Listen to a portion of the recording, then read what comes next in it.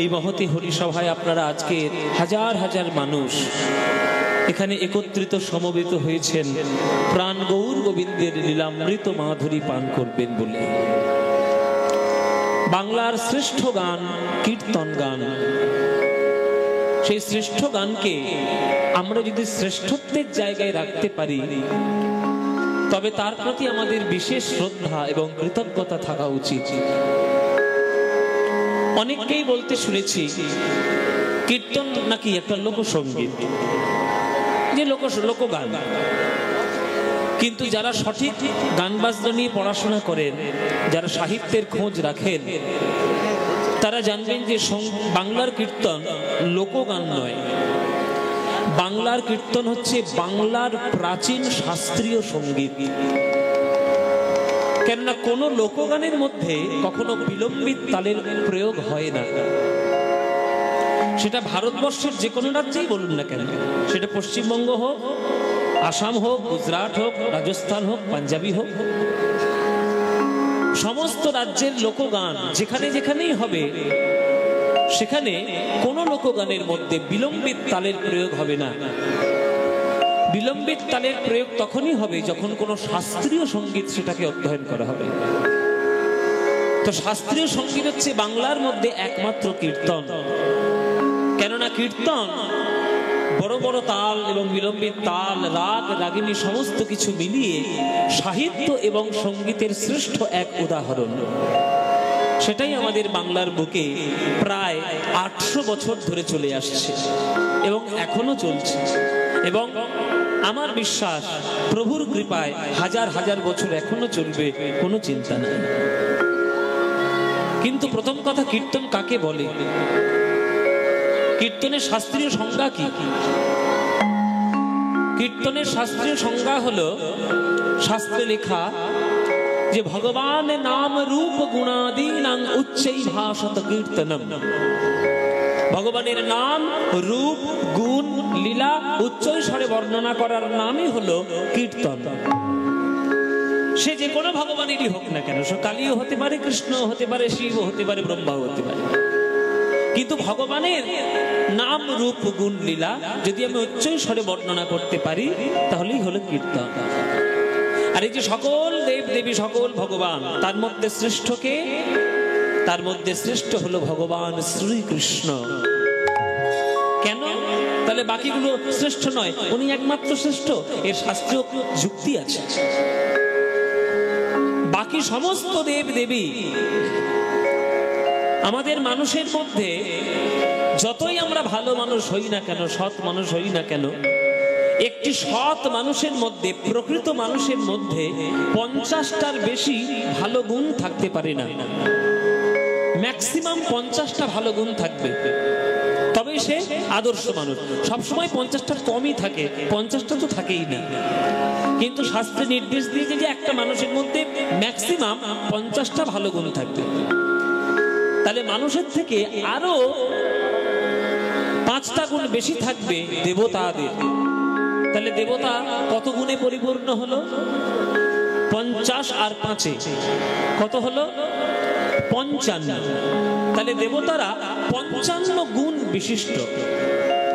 আর এই দেবতাদের মধ্যে শ্রেষ্ঠ দেবতা যিনি, তিনি আরো 5টা গুণ বেশি তার মধ্যে। তাহলে দেবতাদের মধ্যে শ্রেষ্ঠ দেবতা ভগবান শ্রী বিষ্ণু। তাই ভগবানের মধ্যে, বিষ্ণুর মধ্যে 60খানি গুণ আছে। আর সর্বশ্রেষ্ঠ ভগবান মানে দেবতাদের থেকেও আরো 4টি গুণ বেশি থাকবে ভগবান শ্রীকৃষ্ণের। তাই ভগবান কৃষ্ণই একমাত্র 64 কলায় পরিপূর্ণ ভগবান। গোলক বৈকুণ্ঠ ধামের ভগবান শ্রীকৃষ্ণ 64 কলায় পরিপূর্ণ। বাকি কোনো ভগবানই, কোনো দেবতা 64 কলায় পূর্ণ নয়। আর সেই কৃষ্ণ নিজেকে পূর্ণভাবে প্রকাশ করেছিলেন, অবতীর্ণ হয়েছিলেন আমাদের দাপর যুগে। কেন না? দাপর যুগে 2 ভাগ ধর্ম, 2 ভাগ অধর্ম, দুটোর ব্যালেন্স কি করে ঘটাতে হয় সেটার জন্য ভগবান কৃষ্ণ বিভিন্ন রূপে তিনি তার ষড়ৈশ্বর্য গুণকে প্রকাশ করেছেন। বিভিন্ন রূপে। কেননা দাপর যুগে কৃষ্ণের 3 ধরনের লীলা রয়েছে। বৃন্দাবনে প্রেমের লীলা, মথুরায় আর এক লীলা, দ্বারকায় আর এক লীলা। 3 ধরনের লীলা কৃষ্ণ বৃন্দাবনে প্রকাশ করে নিজের ষড়ৈশ্বর্য গুণকে পূর্ণভাবে প্রকাশ করেছে। কেননা তিনি যখন সন্দীপন মুনির আশ্রমে পড়াশোনা করতে গেছিলেন, তখন সন্দীপনের মুনির কাছ থেকে 64 কলা বিদ্যা 64 দিনেই তিনি রপ্ত করে নিয়েছিলেন। এক একটি কলা বিদ্যা শিখতে জন্মের পর জন্ম কেটে যায়, আর কৃষ্ণ এক এক দিনে এক একটা কলা রপ্ত করে নিয়েছে। 64 কলায় পূর্ণ ভগবান 64 কলা আয়ত্ত করেছে মাত্র 64 দিনেই। ওই জন্য কৃষ্ণ সকল ভগবানের শ্রেষ্ঠ ভগবান, তার চরণটা পাওয়াই হলো আমাদের মূল উদ্দেশ্য। তো সেই কীর্তন গান গেয়ে যদি ভগবানের কৃষ্ণের যদি চরণ আমরা আশ্রয় করতে পারি, তাহলে শাস্ত্রীয় বিধান অনুসারে আমাদের শ্রেষ্ঠত্ব আমাদের লাভ আমরা করতে পারবো। তাই ভগবান কৃষ্ণের চরণের কীর্তন এই কলিযুগের এটা একমাত্র রাস্তা। এই যে হরের নাম হরের নামৈব কেবলম কলৌ নাস্তেব্য নাস্তেব্য নাস্তেব্য গতিরন্যথা। কলিযুগে নাম বিনা গতি নাই, গতি নাই, গতি নাই। তাহলে নাম যদি আমরা গাইবো, তাহলে সেই নামের মূল উদ্দেশ্য কি? এই যে আপনারা নাম শুনতে আজকে এসেছেন হাজার হাজার মানুষ, কারোর মুখ দেখতে পাচ্ছি, কারোর মুখ দেখতে পাচ্ছি না, এত লোক এসছে। এই যে হরিনাম কীর্তন আপনাদের এখানে যে হচ্ছে, আজকে পদাবলী কীর্তন সারা রাত হবে, আবার কালকের থেকে নাম কীর্তন শুরু হবে। তাহলে পদাবলী কীর্তন, নাম কীর্তন, দুটো কীর্তনই এখানে রয়েছে, এখানে হচ্ছে। তাহলে পরিপূর্ণ একটা কীর্তনের আসর। তাহলে পরিপূর্ণ কীর্তনের আসরে আপনারা কি নিতে এসেছেন? সন্ধ্যাবেলার কাজ ছেড়ে টিভি দেখা ছেড়ে দিয়ে আপনারা এখানে এসে বসেছেন সন্ধ্যাবেলায় কীর্তন শুনতে, কিসের আশায়? শুধুমাত্র পদ্মপলাশকে দেখার জন্য? একদমই নয়, এটা ভুল কথা। অনেকে বলে আপনাকে দেখার জন্য কত লোক এসছে। আরে আমাকে দেখবেন বলে কি এসছে? আমাকে দেখার জন্য না। আমি কি ভগবান নাকি? না আমি কোনো ফিল্ম স্টার না। আসলে আপনারা এসেছেন কীর্তন শুনতে। তাহলে কীর্তনের শোনার মূল উদ্দেশ্য কি থাকা উচিত? কীর্তন শুনলে আমাদের কি লাভ করা উচিত? কেহ শুনুন, শাস্ত্রে লেখা, চৈতন্য চরিতামৃতে লেখা, কেহ কহে নাম লইলে পাপ হয় ক্ষয়, কেহ কহে নাম লইলে স্বর্গ প্রাপ্তি হয়। ঠাকুর হরিদাস কহে নামের শুধু 2 ফল নয়, নাম লইলে কৃষ্ণ পদে মধুর প্রেমের উদয়। প্রেম যদি লাভ করতে পারেন তাহলে কীর্তন শুনে সার্থকতা হবে। আর যদি প্রেম না হয় তাহলে আপনার সার্থকতা হবে না। শুনুন, আমার কীর্তন শুনুন আর যারই কীর্তন শুনুন। যে কীর্তনিয়ার কীর্তন শুনলে আপনাদের হৃদয়ে ভগবানের প্রতি প্রেম হবে, ভক্তি হবে, শ্রদ্ধা হবে, বিনয় হবে, মনুষ্যত্বের বিকাশ ঘটবে, সেই কীর্তনিয়ার গান শুনবেন। আর যে কীর্তনিয়ার গান শুনলে ঝগড়া বেঁধে যাবে, দাঙ্গা বেঁধে যাবে, হৃদয়ের মধ্যে অসৎ ভাব আরো পরিপূর্ণ হয়ে উঠবে, আরো আপনি ঝামেলার মধ্যে জড়াবেন, তাহলে সে কীর্তন শুনে কোনো লাভ নাই। মহাপ্রভু নবদ্বীপে কীর্তন দিয়েছেন প্রেম শান্তি রক্ষা করার জন্য, ঝগড়াঝাটি করার জন্য নয়। কেননা চাঁদ কাজীর বাড়িতে তিনি যখন ঘেরাও করেছেন, 1000 খোল নিয়ে তার বাড়িটা ঘেরাও করেছিলেন। মারামারি করার জন্য ঘেরাও করেননি, শাস্ত্র বোঝাতে ঘেরাও করেছিলেন। এমন শাস্ত্র বোঝালো ওই চাঁদ কাজী পরবর্তীকালে বলেই দিলেন যে ও নিমাই, সম্পর্কে তুমি আমার ভাগ্নি হও, কেননা তোমার মাকে আমি দিদি বলি। তা ভাগ্নে তুমি আমাকে আজকে যা শেখালে, আমি আজকের বলে দিলাম আমার বংশে জন্ম নিয়ে যারা হরিনাম করবে না, আমি তাদেরকে ত্যায্য পুত্র ঘোষণা করব। তাহলে মহাপ্রভু চিরকাল শান্তি, প্রেম, ভক্তির রাস্তা দেখেছেন।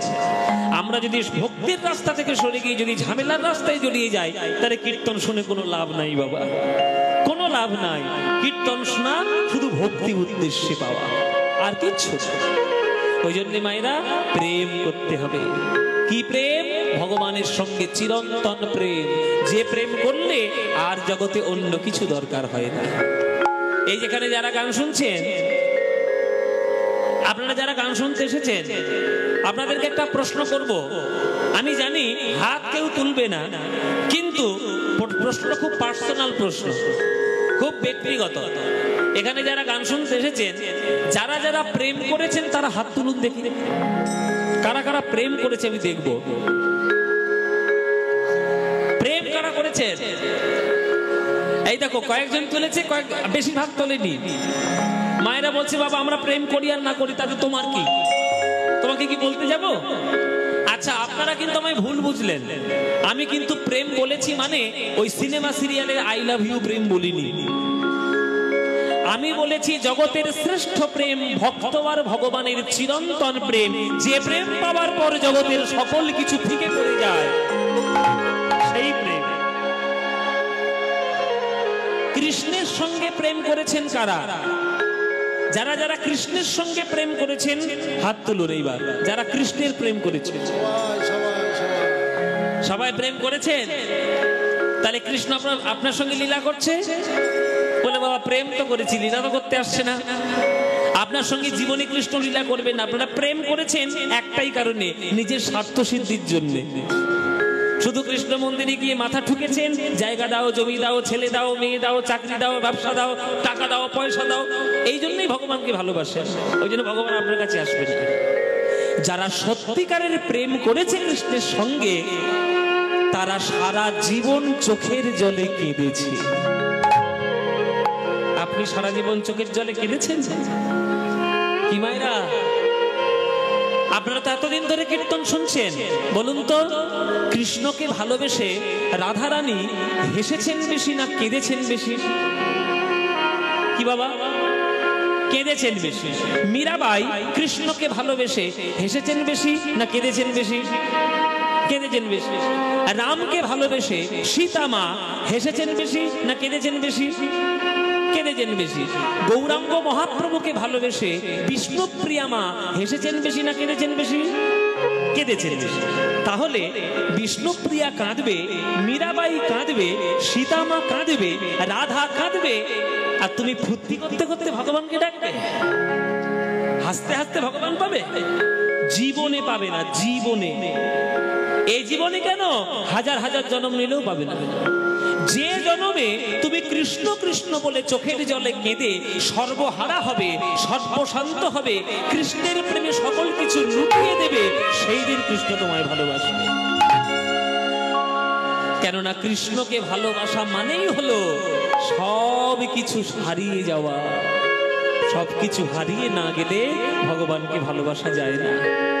যতক্ষণ দেখবেন আপনার ভরসা রয়েছে টাকা পয়সার, যে কেউ না দেখুক আমায়, টাকা পয়সা আমায় বাঁচাবে, ততদিন আপনি ভগবানকে ভালোবাসতে পারবেন না।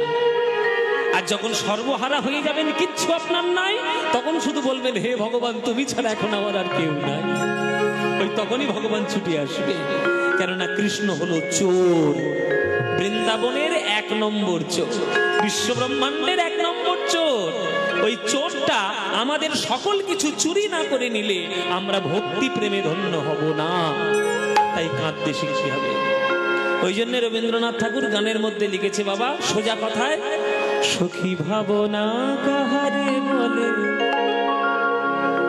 সখী যাতনা কাহারে বলে, তোমরা যে বলো দিবস রজনী ভালোবাসা ভালোবাসা, সখী ভালোবাসা কারে কয়ে, সে কি বলি যাতনাময়, সে কি বলি চোখের জল, সে কি বলি দুঃখের শ্বাস, লোকে তবে করে কি সুখেরই তরে এমন দুঃখের একদম সোজা কথাই বলে দিয়েছি। সখী ভাবনা কাহারে বলে, যাতনা কাহারে বলে, তোমরা যে বলো দিবস রজনী ভালোবাসা ভালোবাসা, তা ভালোবাসা কারে কয়? সে কি কেবলই যাতনাময়, সে কি কেবল চোখের জল, লোকে তবে করে কি সুখের তরে এমন দুঃখের আস। যে এতই যদি কান্না, এতই যদি দুঃখ, এতই যদি কৃষ্ণ বলে আমার কাঁদতে হয়, তাহলে কৃষ্ণকে ডাকবো কোন দুঃখে? কেন ডাকবো? কিন্তু তবুও কৃষ্ণকে ডাকতে যায়। তবুও কৃষ্ণকে লোকে ভালোবাসতে যায়, কেননা জানে ওই কৃষ্ণ বলে কাঁদার মধ্যে জগতের যে সুখ আছে, জগতের কোটি কোটি টাকার মালিক হলেও ওই সুখ কোনোদিন কখনো পাওয়া যাবে না। তাই কাঁদো কৃষ্ণ বলে। আমার কাছে তো সকলই শোভা, সকলই নবীন, সকলই বিমল। আমার কাছে তো সকলই শোভা, সকলই নবীন, সকলই বিমল।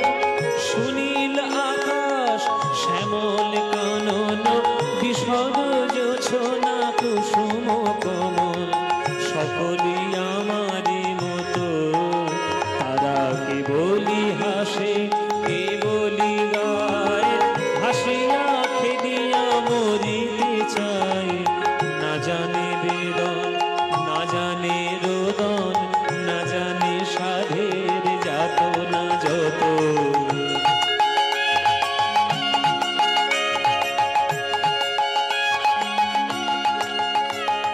ফুল সে হাসিতে হাসিতে ঝরে, জোছনা হাসিয়া মিলাই যায়। হাসিতে হাসিতে আলোক সাগরে, আকাশের তারাতে আগে কায়। আমার মতো সুখী কে আছে, আয় সখী আয় আমার কাছে।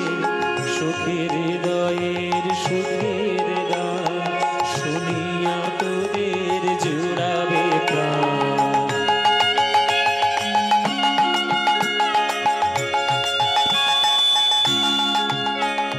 প্রতিদিন যদি কাঁদিবি কেবল, একদিন নয় হাসিবি তোরা। একদিন নয় বিষাদ ভুলিয়া, সকলে মিলিয়া গাহিব মোরা। ভাবনা কাহারে বলে, সখী যাতনা হারে বলে।